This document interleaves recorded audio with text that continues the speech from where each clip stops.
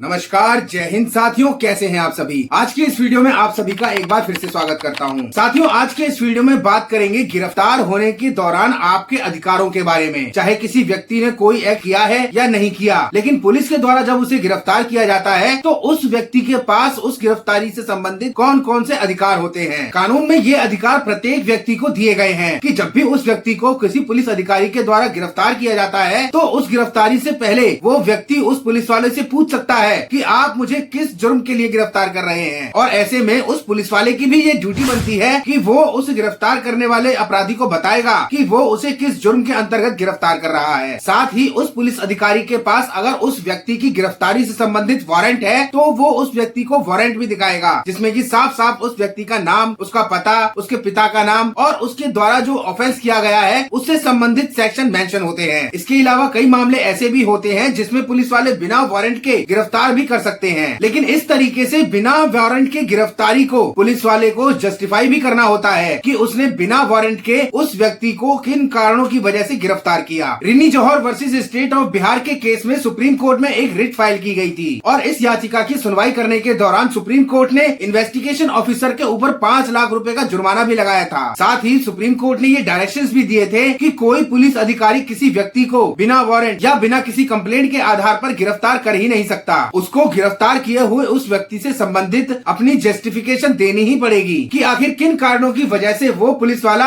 उस व्यक्ति को गिरफ्तार कर रहा है। हालांकि हमारे देश के कानून में ये साफ साफ लिखा है कि पुलिस किसी को बिना वारंट के भी गिरफ्तार कर सकती है, लेकिन उसके बावजूद भी प्रत्येक व्यक्ति को अपने अधिकारों के बारे में पता होना चाहिए। पुलिस के द्वारा गिरफ्तार किए हुए व्यक्ति की गिरफ्तारी 2 तरीकों से होती है। एक कागजों में एंट्री करके होती है और दूसरी गिरफ्तारी में पुलिस के द्वारा कोई भी रिकॉर्ड तैयार नहीं किया जाता। हालांकि इस तरीके की गिरफ्तारी पूरी तरीके से गैर कानूनी होती है और ऐसे में गिरफ्तार होने वाले व्यक्ति के मित्रों को और उनके परिजनों को उसी दौरान पुलिस के आला अधिकारियों से संपर्क करके उस तरीके की नाजायज अवैध गिरफ्तारी के बारे में उनको सूचित करना चाहिए कि उस थाने के पुलिस वाले ने हमारे आदमी को इतने समय से बिना किसी वारंट के, बिना किसी अरेस्ट मेमो के गिरफ्तार कर रखा है। जिसके बाद जब ये मामला आला अधिकारियों के संज्ञान में जाएगा तो उनके द्वारा इस मामले से संबंधित कार्रवाई और पूछताछ उस संबंधित पुलिस वाले से जरूर की जाएगी। अब अगर मामला कोई ऐसा है जिसमें कि इन्वेस्टिगेशन के दौरान उस व्यक्ति का नाम निकल के आ रहा है तो वो पुलिस वाला इस बारे में अपने उस उच्च अधिकारी को बताएगा। लेकिन अगर कोई मामला ऐसा है जिसमें कि कोई कंप्लेंट नहीं है, बस पुलिस वाला किसी अपने पर्सनली कारणों से सामने वाले व्यक्ति को अरेस्ट करके बैठा है, तो ऐसे में वो उस व्यक्ति को तुरंत छोड़ भी देगा। अभी मैंने एक शब्द का जिक्र करा, अरेस्ट मेमो, तो साथ ही इस चीज को भी समझ लेते हैं कि आखिर अरेस्ट मेमो क्या होता है। अरेस्ट मेमो एक तरीके का पेपर होता है जिसे कि उस दौरान उस पुलिस वाले के द्वारा तैयार किया जाता है जिस दौरान वो पुलिस वाला उस व्यक्ति को अरेस्ट कर रहा होता है। उस अरेस्ट मेमो में उस व्यक्ति का नाम, उसके पिता का नाम, उसके घर का पता, उसके द्वारा किए गए अपराध से संबंधित सभी सेक्शन, साथ ही उस पुलिस वाले की रैंक क्या है, उसका नाम क्या है, कौन सी जगह से वो उस व्यक्ति को गिरफ्तार कर रहा है, गिरफ्तारी के दौरान कौन सा समय है, कौन सी डेट है, ये सभी पूरी जानकारी उस अरेस्ट मेमो में पुलिस वाले के द्वारा मेंशन की जाती है। और ये पूरा अरेस्ट मेमो तैयार करने के बाद उस गिरफ्तार किए जाने वाले व्यक्ति के उसके ऊपर साइन भी करवाए जाते हैं। और कानून में ये साफ साफ लिखा हुआ है कि अरेस्ट मेमो उसी स्थान पे तैयार किया जाना चाहिए जिस स्थान पे पुलिस वाला उस व्यक्ति की गिरफ्तारी कर रहा है। लेकिन ज्यादातर मामलों में ऐसा होता नहीं है। पुलिस वाले ये इस तरीके का अरेस्ट मेमो अपने थाने में बैठकर ही तैयार करते हैं और ऐसे ज्यादातर मामलों में लोगों को कानून के बारे में जानकारी नहीं होती। लेकिन अगर आपको इस बारे में कानूनी जानकारी है तो आप उस पुलिस वाले से कह सकते हैं कि आप मुझे जहाँ से अरेस्ट कर रहे हैं मेरा अरेस्ट मेमो आप यही तैयार करिए। साथ ही अरेस्ट करने के दौरान पुलिस वालों की ये ड्यूटी भी बनती है कि वो अरेस्ट करने वाले व्यक्ति को बताएगा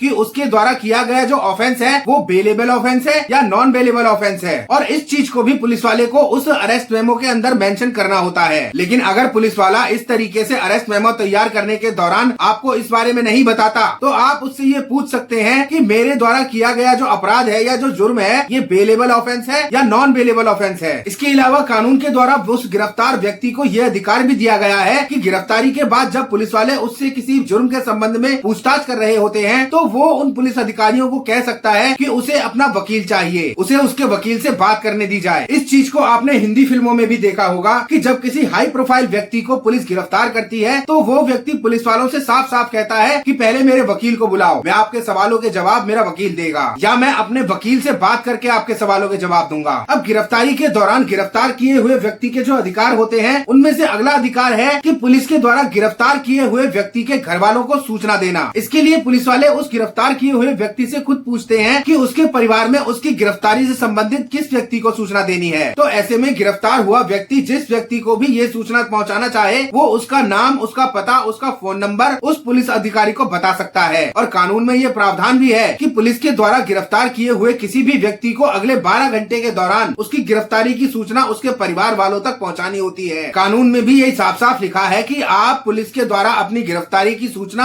अपने मित्र, अपने रिश्तेदार या अपने घर परिवार के किसी भी व्यक्ति तक पहुंचा सकते हैं। इसके अलावा कानून में दिए गए अधिकारों में से एक अधिकार ये भी है कि पुलिस के द्वारा गिरफ्तार किए हुए व्यक्ति को अगले 24 घंटे के अंदर संबंधित न्यायालय में या नियरेस्ट मजिस्ट्रेट के सामने पेश करना होता है। और अगर इस 24 घंटे के दौरान कोई छुट्टी पड़ जाती है तो तब भी पुलिस वालों को अरेस्ट किए हुए व्यक्ति को मजिस्ट्रेट साहब के घर ले जाकर वहाँ पेश करना होता है। और अगर संबंधित मजिस्ट्रेट साहब छुट्टी पे आउट ऑफ स्टेशन है तो उनके स्थान पे जो ड्यूटी मजिस्ट्रेट होता है उनके समक्ष गिरफ्तार किए हुए व्यक्ति को पेश करना होता है। और इस तरीके से गिरफ्तार किए हुए व्यक्ति को मजिस्ट्रेट साहब के सामने अगले 24 घंटे के अंदर ही पेश करना होता है। लेकिन अगर गिरफ्तार किए हुए व्यक्ति को अगले 24 घंटे के अंदर पुलिस के द्वारा न्यायालय के समक्ष पेश नहीं किया जाता तो ऐसे में उसके मित्रों, उसके रिश्तेदारों या उसके परिवार के सदस्यों के क्या अधिकार हैं, इस बारे में भी जान लेते हैं। अगर ऐसी कोई घटना घटती है कि गिरफ्तार किए हुए व्यक्ति को पुलिस के द्वारा अगले 24 घंटों में मजिस्ट्रेट साहब के सामने पेश नहीं किया जाता तो उनके दोस्तों, रिश्तेदारों या परिवार के किसी भी सदस्य के द्वारा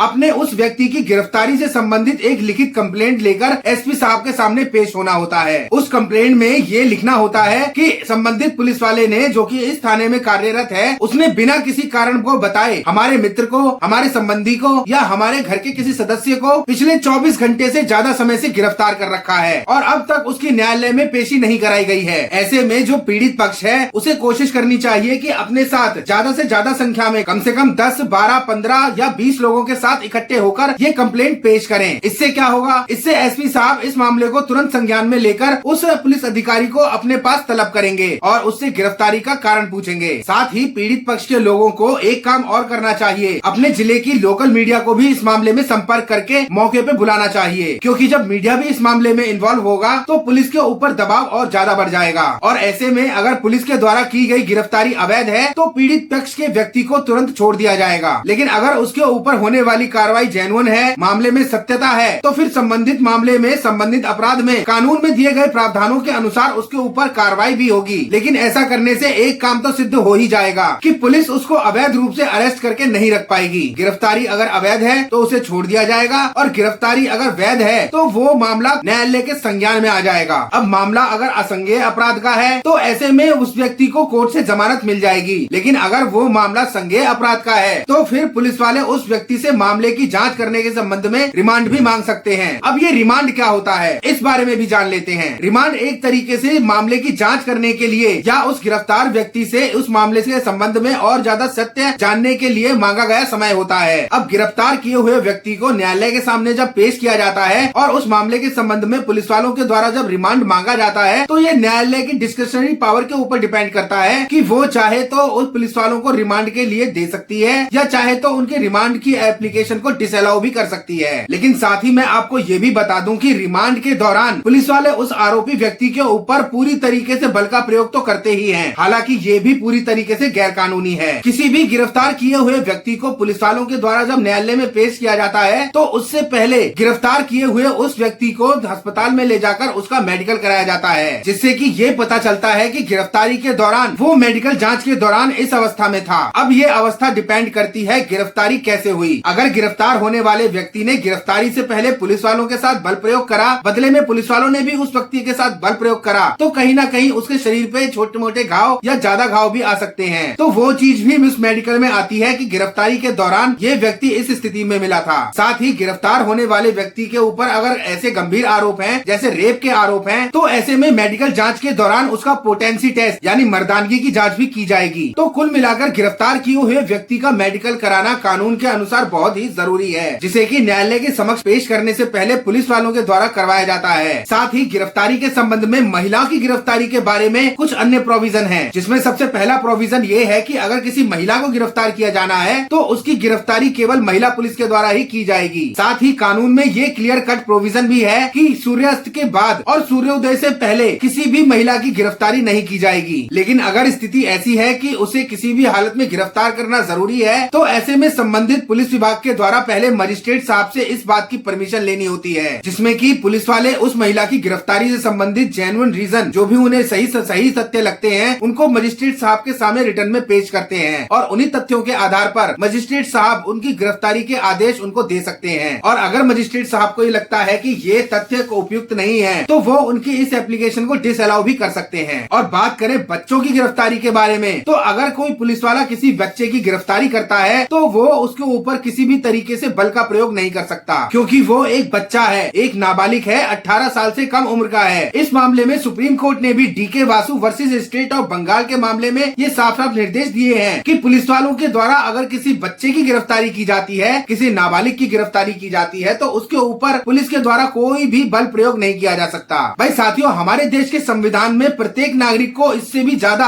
अलग अलग मामलों में इससे भी ज्यादा कई अधिकार प्राप्त हैं। उन सारे अधिकारों के बारे में मात्र इस एक वीडियो के अंदर बताना ये थोड़ा मुश्किल है, वीडियो बहुत लंबा हो जाएगा। लेकिन एक के बाद एक करके अलग अलग मामलों से संबंधित अधिकारों के बारे में मेरे वीडियोस इस चैनल पे लगातार आते रहेंगे। और अगर आप भी अपने उन अधिकारों के बारे में जानना चाहते हैं तो हमसे जुड़ें। हमारे इस चैनल को सब्सक्राइब करके बेल आइकन पे क्लिक करके ऑल पर जरूर क्लिक कर लें, ताकि इस तरीके से हमारे आने वाले सभी वीडियोस के नोटिफिकेशन आप तक समय समय पर पहुंचते रहें। ये वीडियो आपको कैसा लगा? इस वीडियो के बारे में आपके जो भी विचार हो उसे कमेंट बॉक्स में भी जरूर मेंशन करें। और वीडियो अगर आपको पसंद आए तो इसे लाइक करके अपने सर्कल में भी ज्यादा से ज्यादा शेयर करें। तो मिलते हैं अगली किसी नई कानूनी जानकारी भरे नए विषय पर। तब तक आप सभी खुश रहें, सेफ रहें, स्वस्थ रहें। जय हिंद, वंदे मातरम।